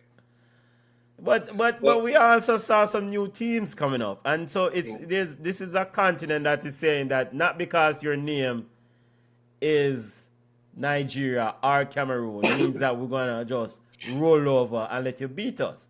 We saw Cape Verde qualifying for the World Cup, small nation, and of course we saw Cape Verde doing quite well at the last AFCON. So. I love this about the tournament. I love this about this continent where teams are saying to each other, like, look, I don't care who you are. I don't care if you're Morocco, you're Tanzania, you're Tunisia, you're Ball side. I don't care. I'm going to lace them up and we're going to play ball because we're hungry. We want to eat our food. Yeah. And big up Alex Matthew. Alex Matthew, I'm going to go through some comments real quick before we take ourselves. Alex Matthew says personality plays a massive part in the fear factor, and Mbappe doesn't have that. Tony Henry says, do not make him start laugh. Messi and R7 are serial winners. True. Tony also says Arsenal, Man City, and Chelsea, they are not signing African players, along with a lot of teams. And BM says, Benton, the Nations League is actually a brilliant idea, especially here in CONCACAF. I've been saying that from day one. And I must admit, it has improved. I was wrong on the Nations League. It has improved the competition, the quality of play, especially for these younger teams, these teams that don't get to play as many friendly games. So I was wrong on that. I was definitely wrong on that. Nations you League. You also can cut the Nations League. Yep. Junior, before we leave AFCON, we're going to do watch along. I will be doing watch along and try to cover as many games as possible. But do you have a team that you're picking to win this tournament? And I can just run through the groups quickly. Morocco, Zambia, Mali, Comoros in Group A. Angola, Egypt, South Africa, Zambia, Group B. Nigeria, Tanzania, Tunisia, Uganda, Group C. Benin, Botswana, DR Congo. Senegal, Group D. Group E, Algeria, Burkina Faso, Equatorial Guinea, Sudan. And in Group E and Group F, Cameroon, Gabon, Ivory Coast, the defending champion, and Mozambique in Group F. Your point earlier about parity, so you were basically talking about parity within the AFCON, and teams don't care about who they are. That makes it hard to pick a favorite. I am just going to enjoy the games when I'm able to watch them because Shadow. Yeah. Yep. Wow. Go ahead, Jonah. It's hard to say I'm going to pick a winner. Or I think Morocco is favorites. Egypt, I don't know how much to put in this, but Egypt played a warm-up game against Nigeria early last week and only won 2-1. And reportedly, Nigeria, only? What do you mean with only? Nigeria on a big side. Them still waiting for their money. So I will not utter that statement. I'm just going to say is eyebrow raising for Egypt. I don't know how much stock I should put in a practice game, but Egypt probably has one of the most notable players in the AFCON in Mohamed Salah, and that should carry some weight. So you never know. Other than biryani, man, they might win it though. Yeah. I mean, Morocco is definitely the favorite. Of course, they won. They did well at the World Cup, the Arab Cup. They've been playing well coming into the tournament. So I expect them to win this tournament at home in their conditions. So I'm going to pick Morocco to win. But I'm also going to equally pick that South Africa will make some noise in this tournament. I like South Africa and what they're doing in terms of domestic football. Players all play in their league, in their local league, and they've been able to qualify consistently for these big tournaments. Not only that tournament, but also for the World Cup. So big up South Africa. Play Egypt Friday, so. Yep, they play Egypt Friday. This is gonna be an interesting Group B. Before we leave AFCON, there's a story circulating. BBC has covered it, and a few others have covered it. DR Congo, and this, of course, we know DR Congo may potentially play the Reggae Boys in the Interconfederation playoff for the World Cup. DR Congo. Nigeria has the Nigeria Association has submitted. I'm trying to find the correct words. The Nigerian Association has submitted documentations to FIFA that DR Congo used ineligible players in the game against Nigeria. Of course, DR Congo defeated Nigeria to make it to the Intercontinental playoff. So Nigeria is saying that these players like Wan Bissaka and Axel Tuzambi are ineligible because the Congolese law, their Congo law, does not allow for dual citizenship.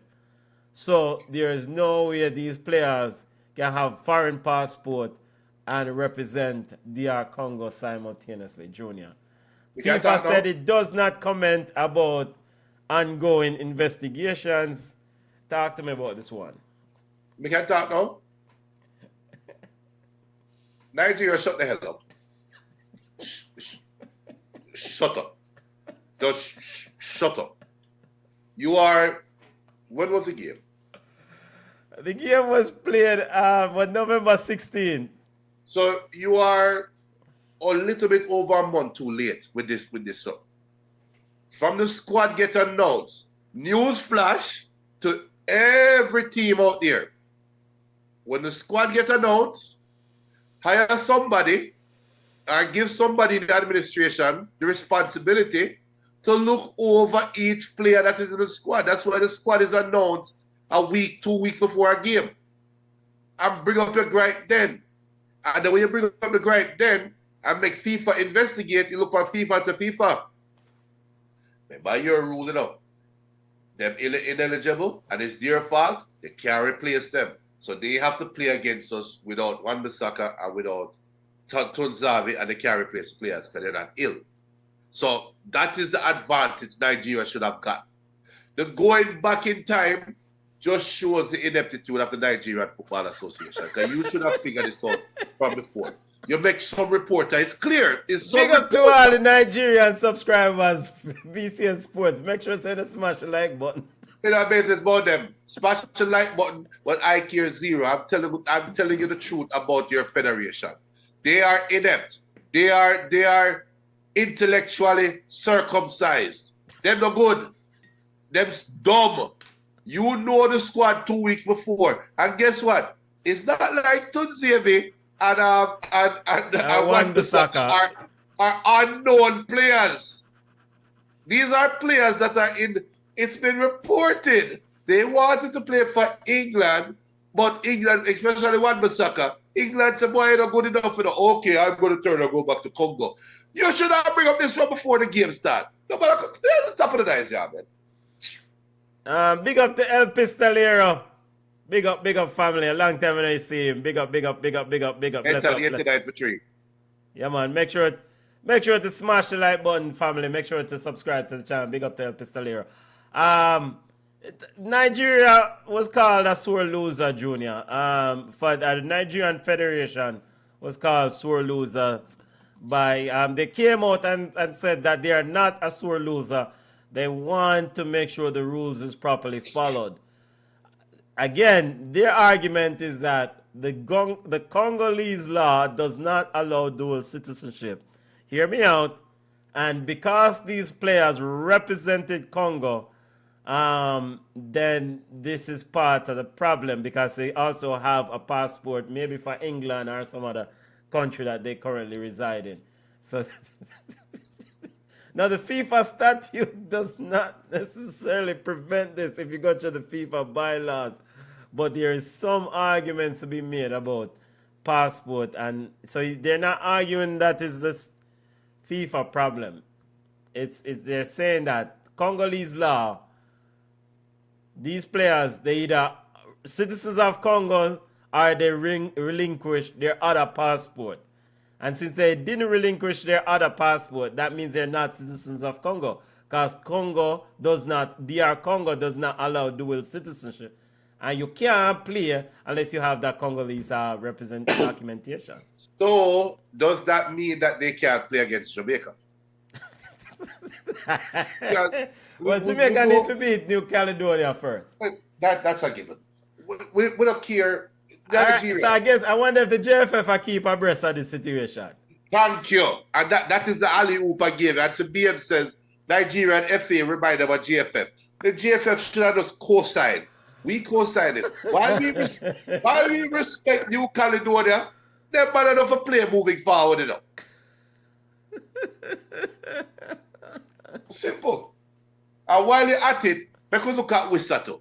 Yeah, we could look at Johan Wisato also. What if him have 2 passports? Exactly.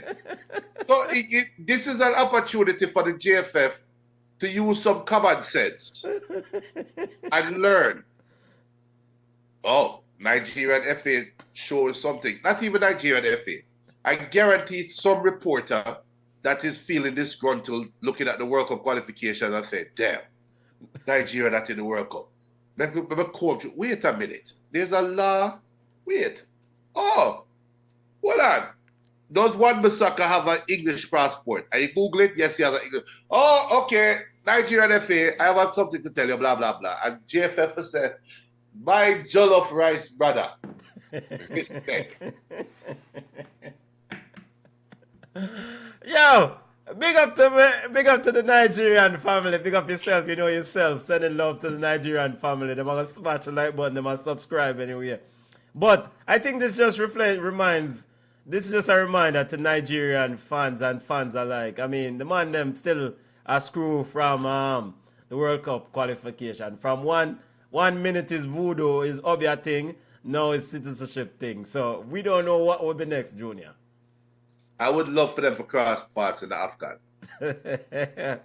and I presume that Nigeria figure that if somehow FIFA rules in their favor and they get to the final round of this interconfederation final, intercontinental final, them can walk past Jamaica and New Caledonia. So them think to them they are World Cup already, but if them kick DR Congo out of the way.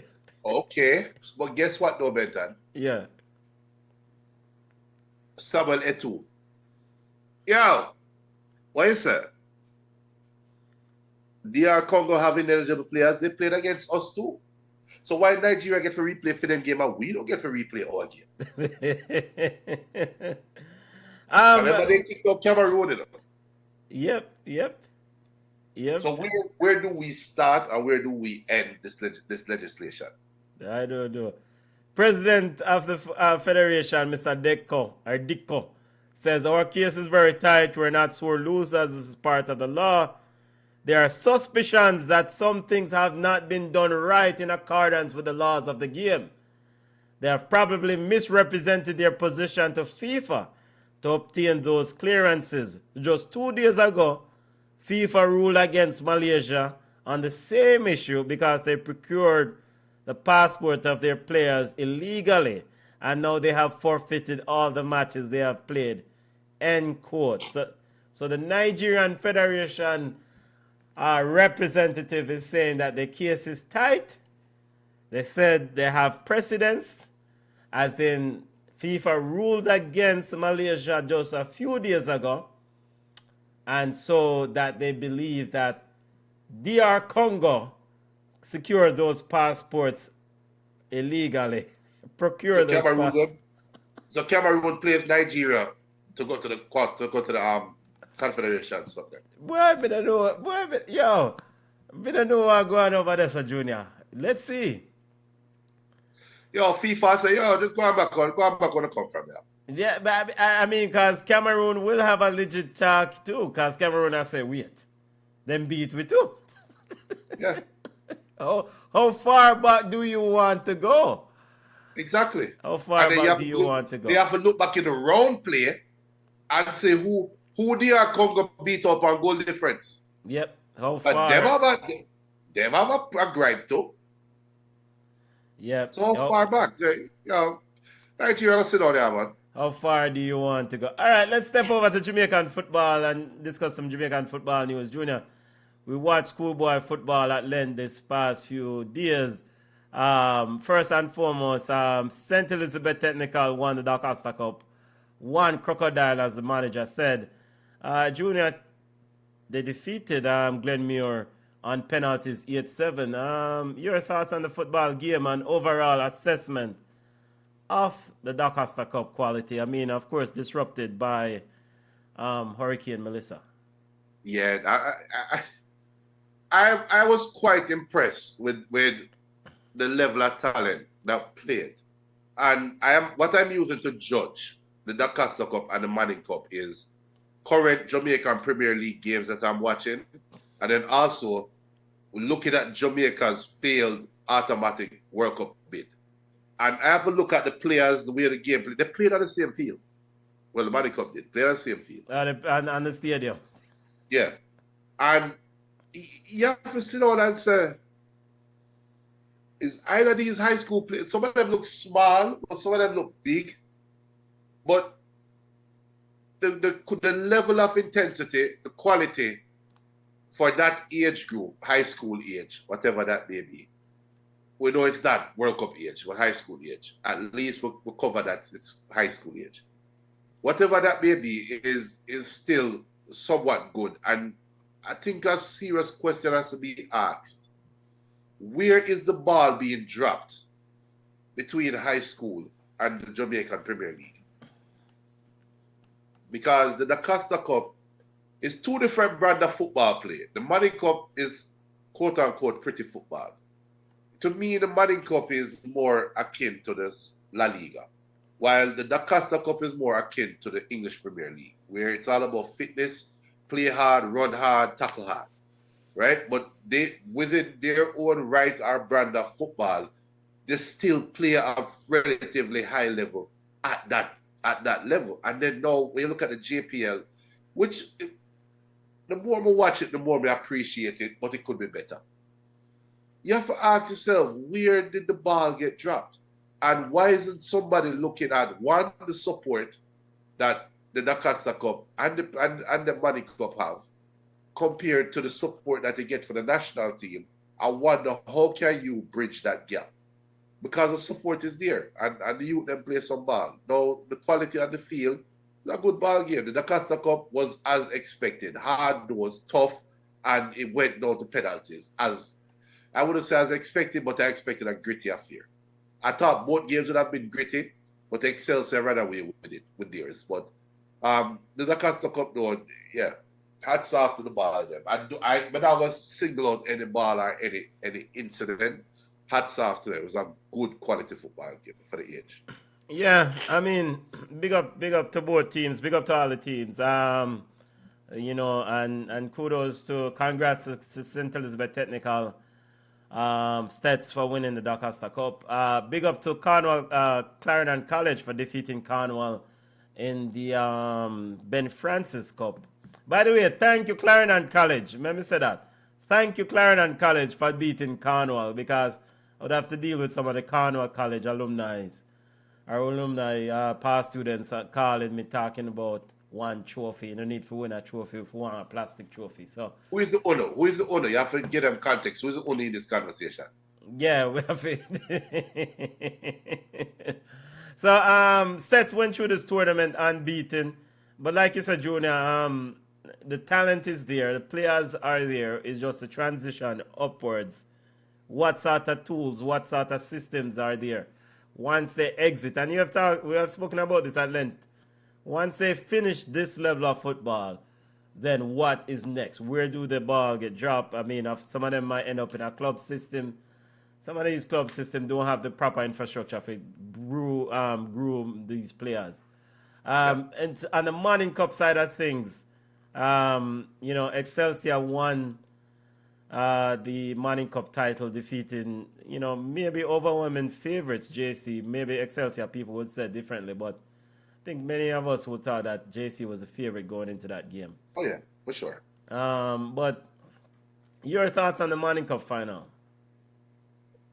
Excelsior was more prepared. JC wanted to play their style of ball, which led to both goals. But the first goal was just atrocious. It was just atrocious. That was just horrible. We're going to insist that we'll play out the back. Apart from that, both teams offered something going forward. The Excelsior coach at the end. Yeah, Kean Broderick. There's a story there. Yeah. And I would love for a reporter to chronicle it if possible. But there's a story there. You know, there's a story there. I'll just put it that way there. And let's see if we can get that story out. But it's a feel-good story, but it's also a story of perseverance. It's also a story of identity, because Excelsior seem to have their own identity. JC have their identity. And that's something that I loved the most, because schoolboy football can possibly fall into this everybody play one way. And the fact that the schools are having their own identity, their own style of play speaks well for the development. I won't go back on my word though that the players they can execute some difficult things, but then the simple things they don't do well. And that's why sometimes they don't transition well. Back in the days when they had the Miami Classics and blah blah blah, where you bring an all-star team and they get run off the field. So there is something there to be done. I don't know, maybe a prep program, maybe turn the Manning Cup into a fifth form and lower competition and have a prep competition where you have an Excelsior prep team, you have a STETHS prep team, and this is just 6 farmers, right? And then that competition is solely to promote the players then for college scholarships. Maybe that's the way to go. Maybe that's the way to go. If you really want to play football, when you get to 6th form, let's have a prep team. And for the next 2 years, it's all about getting your college ready. It's all about, so each school's prep team, we are all about taking SAT, taking ACT, getting a decent score, and it's just football, which they're already there for anyway, right? And I don't know if that's a good idea, because Manning Cup will lose its luster. But for the betterment of the youth, that might be a good idea. That might be something to think about. By the way, if you go up on the Observer, look at this image that we have up. Now you're bridging carry that. Yeah, everybody everywhere. We got Gary. Carry that everywhere. With the Carry matey bag. Carries everywhere. Carry the everywhere. Carry him the everywhere. Everywhere. Big up Carry. Big up Carey. Big up. The coach, Kean Broderick of Excelsior. Like you said, there's a story there, but I think for me, Junior, it's just refreshing to hear a manager, a coach of schoolboys, who spoke at length about developing men. It's just not just about winning football games. Because the long and short of it, I mean, these players, them are going to go to the community and when ball done, we don't want a bag of foolishness. But he not only spoke at length about, it's not just about the success on the field, but the success off the field. Yeah. And it's really refreshing. Not a lot of schoolboy coaches talk this way or speak this way. And it was really refreshing to hear that he's not only demanded of them to be good student athletes, but also wanted them to mold them into better men who ultimately will be better citizens. Yep. Because enough local schoolboy football we know who are weed burner, and one schoolboy football done and breed some girl. And you don't know them have about 5, 10, 16 pitney and rare. Them have no work, nothing on go on, ball done, community no skill. Legends. They're community legends. Nothing. Yeah. And then become a problem to the society. So, I really, and you shared a video of Kean Broderick's father. And yes, we are still this limelight now because they won, right? But hopefully we'd have seen it before, even if them didn't win. Hopefully, someone probably wouldn't get highlighted. But more of these stories needs to get pushed to the front. Because it's not just about victories. It's about a father who's celebrating the achievement of a son. So he's sure that his father guided him and helped him and supported him immensely. And it's just refreshing. And big up to Talis Pangi, a graduate of the Eagles, the Excelsior High School. So I cannot be more happy and proud of the achievement of this coach, this young coach, and what he has done with Excelsior. It's really refreshing for your coach really speak that way about grooming men, because he spoke at length about the struggles, the heap of things were going around. Junior, you know them side of town there. You used to go check people on Excelsior all the time. You know them type of town, eh? I actually started at Excelsior Primary. You know that side of town, and you can speak more at length about it. The Vineyard Town side, yeah. And I started Excelsior Primary, and then I went to St. Teresa's Prep, which is right down the street from there. So it is there's a story to be told, and you're right. And I think there are coaches there that are just like the Excelsior head coach, but they don't get the platform because they don't get the results on the field, which is remarkable for this coach to do that. Without a barrage other teams, but you have other teams out there that reportedly, supposedly, allegedly is all about football and they do anything for build a football team, while Excelsior seem to do it right. So there's a story to be told, and let me just hopefully we get a chance to. BM says bug of the week, James Wellington from Glenmuir. Jamaican men don't blow kisses at other men. I was going to say the comment. Those are the views of BM. And to make matters worse, he missed the penalty. Those are the views of BM and not BCN Sports.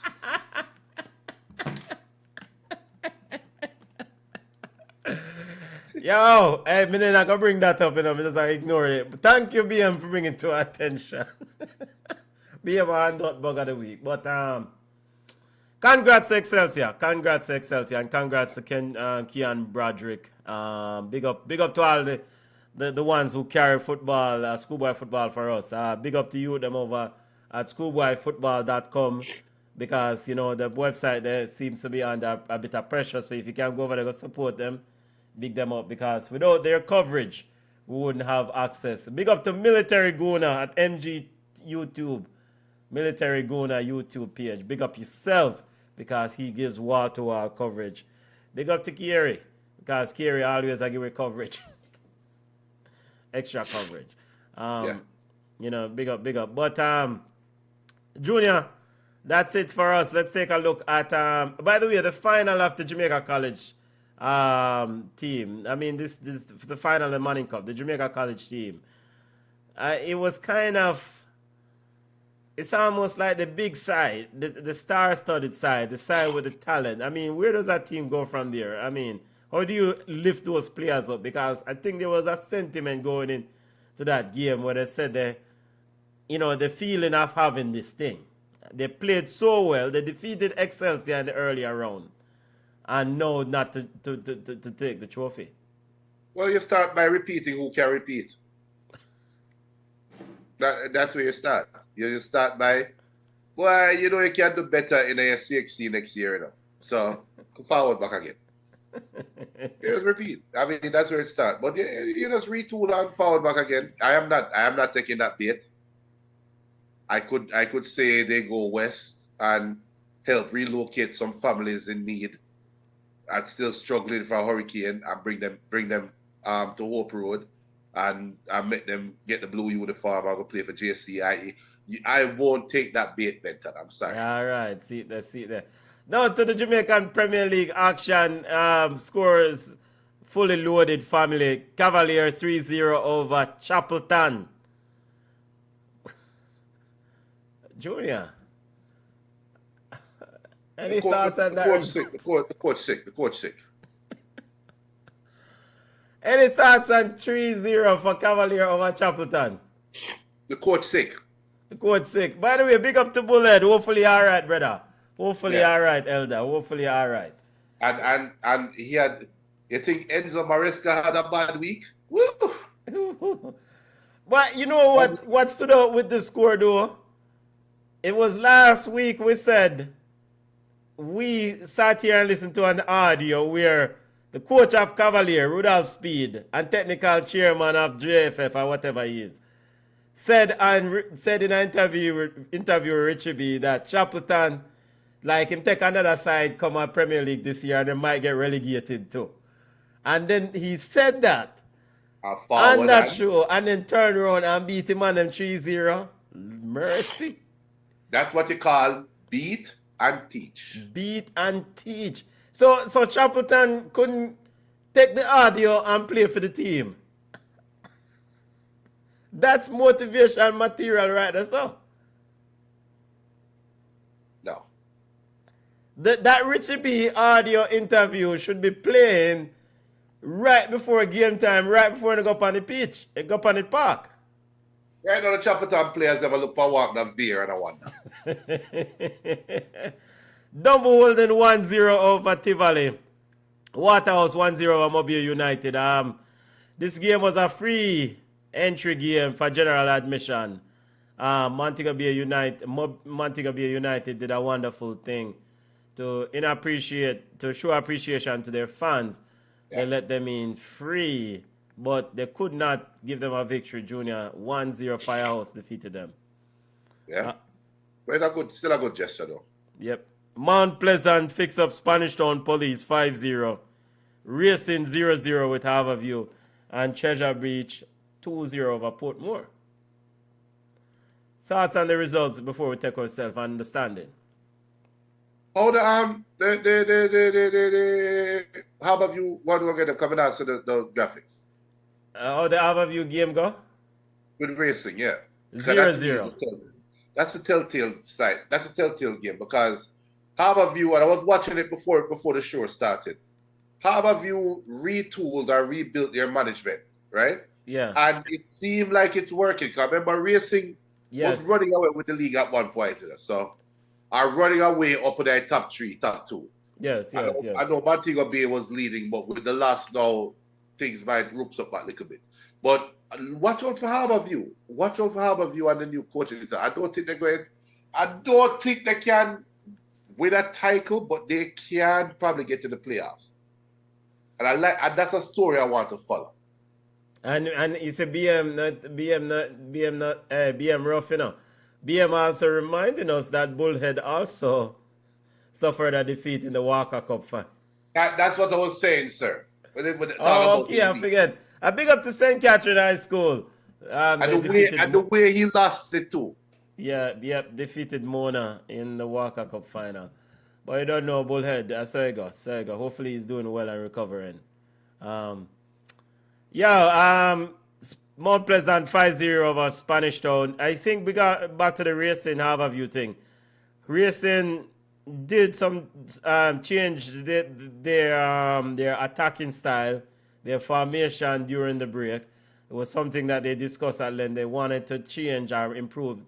The coaching staff said they saw some things that they could tighten up, and they figured formation change would tighten that up. It has bear fruit for them so far. Of course, they clip, I think it was Mount Pleasant wing in the last week. They clipped them 1-0.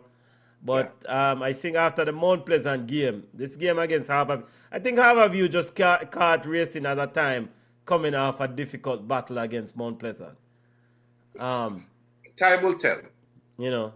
But I think for Harborview, they did make some changes, as you said, in the also in the break, and it's bearing fruit because they have gone to a run this last couple of games where them now get battle rules like prior to the Hurricane. Right. That's it. BM says one thing: if a Jamaican football Kira did it. Yeah, man, Kira did it. I that enough, family. Big up to our listeners. A time for we take over ourselves. Long show. Lord of mercy. Benton. Yes, Junior. 98 for 5. BM asks what's going on with Beal. He's injured again yesterday. Leon Beal, yes, was subbed off after 20 minutes of play. It's a good pivot away from West Indies. No, that's not a good pivot. You just make a 360 spin. No, it's not without a spin. Leon Beal picked up a knock. I think basically, based on some of the reports, and we don't predetermine Beal's destiny regarding his tenure at Roma. It's a loan transfer. It's a loan move. If things don't work out, then him just have to go forward back at Aston Villa. I just forward back which part? He just have a forward back at Aston Villa. I mean, it's just so we just hope the baller can find a stretch where he's not suffering from injuries, and for whatever reason, it's just the injury bug has been playing. But I also thought going into the Serie A, Junior, I mean, it's a league where it's not as physical as the Premier League. It's a bunch of slow people them over there, so. I thought that, Leon would do well, But this is Atalanta old coach, right? But yeah, this is Gasparini, and some of the comments that Gasparini are making at the press conferences, it's not very nice. I don't want Gasparini throw the man or any other ballers under the bus talking about physique. You remember how Atalanta played under Gasparini, right? Yes, they were a high tempo team. But this is why you signed this baller to play a high tempo ball. Maybe his agent need to do some better research, because I would have never suggested Leon Bailey. Yeah, big up to the agent, the caddy. I would have never suggested Leon Bailey goes to a Gasparini. There are certain coaches that the player will not mix with. Just have playing style. He doesn't fit Gasparini's playing style. He doesn't fit Allegri's playing style. He doesn't fit Conte's playing style. He doesn't fit Jose Mourinho's playing style. I think he fits an Arteta type playing style. Not saying that he should go to Arsenal, but a team like Como, if they could have afforded him or wanted him, could have been a better pickup than Fabregas. A team that is more deliberate, have defined roles, and give players freedom to express themselves. What I'm saying is not being disrespectful to Leon Bailey in any way, shape, or form. But a player needs to understand what system best fits him, or what system he best fits in. You can't just go and just be a square peg and jump in a round hole and think it will work out. It's not a, let me leave it alone. I mean, really. And we haven't heard anything official yet from Roma. So some of these injury talk probably is premature. The Roma press is saying that, RomaPress.com is saying that he re-aggravated a hamstring injury. I mean, we play ball. We know how those hamstring injuries can be a pain. But Roma has not come out and declare any sort of. I think maybe tomorrow we'll look for something from them. Usually go to the press briefing and we see what happens. But what is the best case scenario for Leon Bailey? Because remember, Leon Bailey have an injury history. So it's not like what's the best case report? Him and the coach that's seen eye to eye, that will bode well for him. He has him injured again, then they will say he's a glass man. What is the best case scenario for Leon Bailey right now that can come out tomorrow that he can say, okay, we give him another chance? Yeah, I mean, I think for this might be not the appropriate answer, but you don't want to fall out with Gasparini because, again, if you end up in a situation where he's subbing you on and subbing you off, then that's a no-no. And it has to be affiliated with some sort of strain or some sort of knock. And he did play well in the last game. I think he contributed somewhat in the last game. So they were looking for him to try to hit a stride. Now, if things don't really work out at Roma, it's not necessarily a sense that Gasparini said, boy, you're just not up to my scratch. It's just probably a situation where trying to stay healthy sort of deal is playing a role there. So, and I know the baller is very frustrated because ultimately, I mean, at the end of the day, this is how he makes his living. And it just can't stay on the field for a lengthy period of time. Maybe I have to go mineral bath, go take a wash off. We're not seeing anything official from Roma yet regarding the sub. So we just have to wait for tomorrow to see what does the club release or what sort of statement they say. Yeah. Any comments you want to highlight before we go my way on?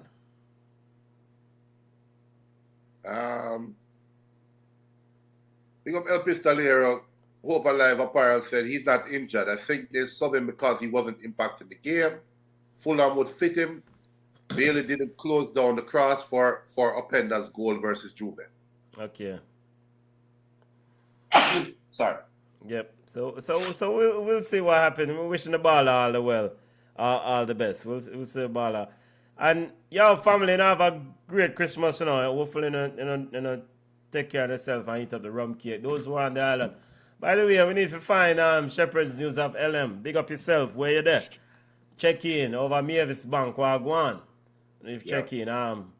Michelle. So, yeah, man. So big up to all those. Hopefully, you all have a wonderful Christmas. Somebody said Fulham would fit him. Who said that? BLA or I'll tell you. Hope I'll have apparel. Okay. All right. Yo, that's enough time for going, man. We check out for BCN Sports headlines coming up in about an hour. Please smash the like button on those headlines. Leave a comment. Leave a comment, not a comment. Leave a comment to highlight those. And, Chippy, take care of yourself, brother. Take care of yourself. Yo, that's Junior. Time for you to go, man. Big up to all those on the live. Smash the like button. Yo, later. Yeah, man. Congrats to Junior for making it through the end of the year. Congrats, my family. Big up. We're going on the road now. Bless up, family.